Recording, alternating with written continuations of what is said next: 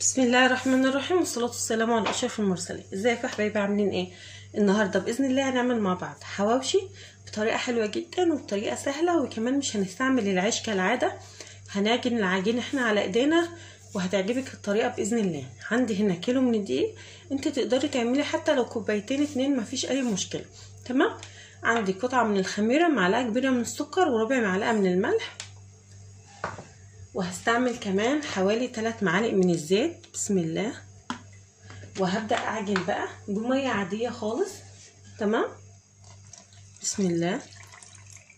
وهتبدأي تعجني لغاية ما تعملي عجينة كده متماسكة، مش مرقة. تمام. وبالنسبة للكمية زي ما قلتلك انت هتقدري تحدديها براحتك، يعني لو حابة تعملي نص كيلو، حابة تعملي كوبايتين اتنين 3 كوبايات، مفيش اي مشكلة.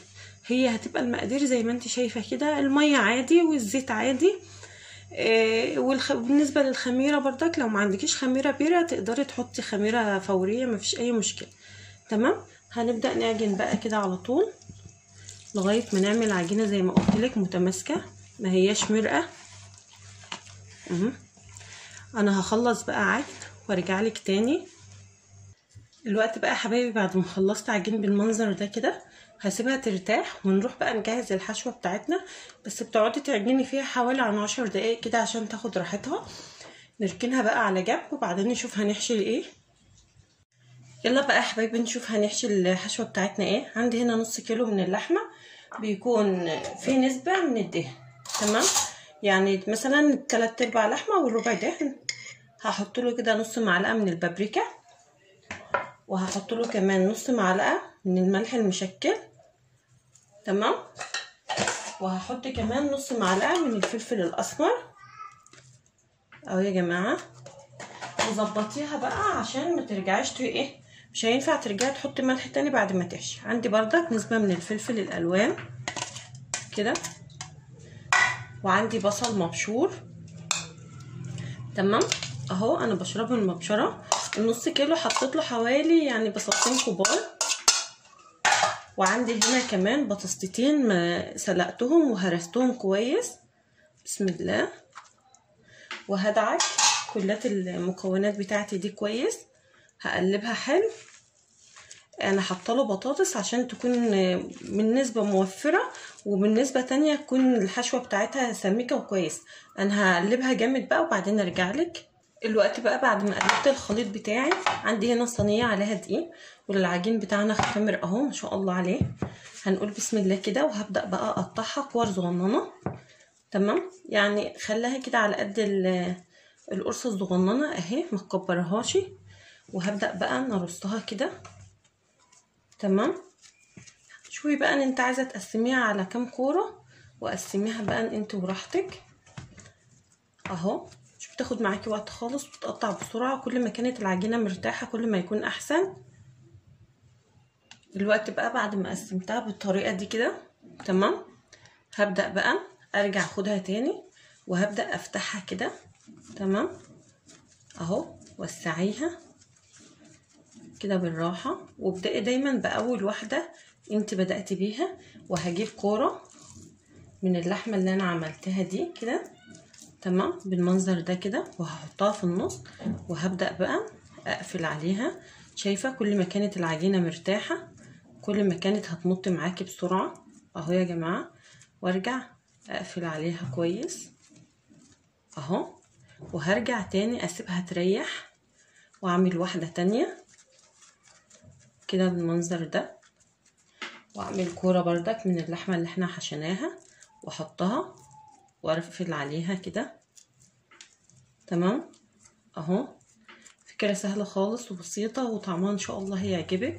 بس كل ما العجينه ارتاحت، يعني دي بردك بعد ما احنا عملناها كده لازم ترتاح وترتاح حلو كمان اهو. هرجع اعمل واحده كمان كده بالمنظر ده. لو انت مش حابه تحطي بطاطس ده شيء يرجع لك، مفيش اي مشكله، ممكن تستغني عنه. وهبدا اقفل كده بالمنظر ده. هخلص انا بقى كلات الكميه وارجع لك تاني. الوقت بقى هنبدأ نفرد. طبعا هنبدأ بأول واحدة احنا حشيناها، لأن هي هتكون هي اللي ارتاحت. بسم الله كده، بس بالراحة. شايفة هتتفرد معاكي بكل سهولة خالص، عشان الحشوة بتاعتها ما تطلعش برا.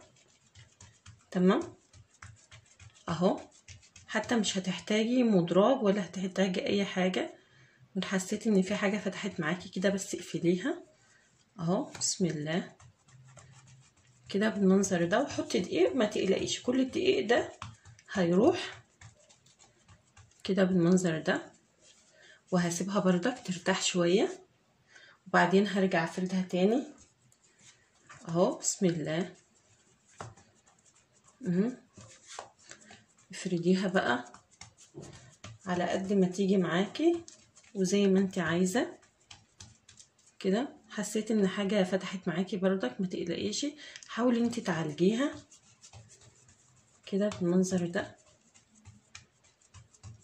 وبردك هسيبها ترتاح شوية وهترجع كده كده هفرد تاني. بس كل ما العيش كل ما الرغيف يرتاح كل ما تفرد معاكي بكل سهولة. تمام اهو. بس خلي ايديكي حنينة عليه على قد ما تقدر. هفرد انا بقى بقية العيش وارجعلك دلوقتي بقى. يلا نشوف ازاي هنخبزه. هنا في طاسة وهحط شوية من الزيت. تمام، بس بتسخنيه كويس جدا جدا يعني كده. بسم الله على نار عالية. بعدين هنبدأ نجيب الرغيف بتاعنا ونقول كده بسم الله اهو. بالراحة عليه، ما تقلبهوش خالص لغاية ما تحسي ان هو خد لون خفيف كده من تحت. تمام كده بالراحة عليه خالص وعلى نار هادية. ما تعليش النار عشان العيش طبعا ني واللحمة ني اهو يا جماعة. تبدأي تدي بردك لون من الجهة التانية. سهلة جدا وبسيطة، بس هياخد وقت في السوا. تمام، متستعجليش عليه خالص عشان اللحمة بتاعتك تستوي حلو، وفي نفس الوقت كمان العجينة تستوي حلو. تمام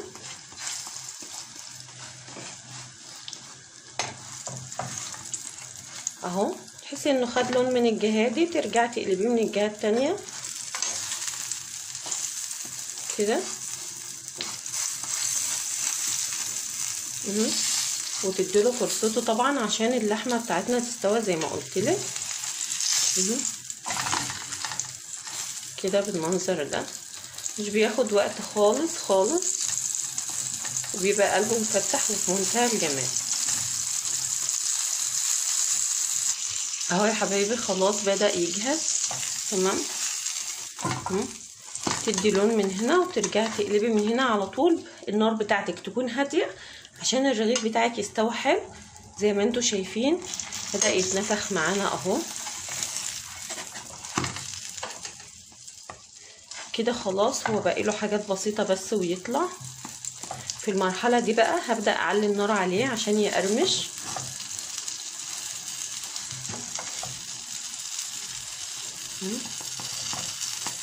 شايفين ما شاء الله الرغيف علا معايا ازاي.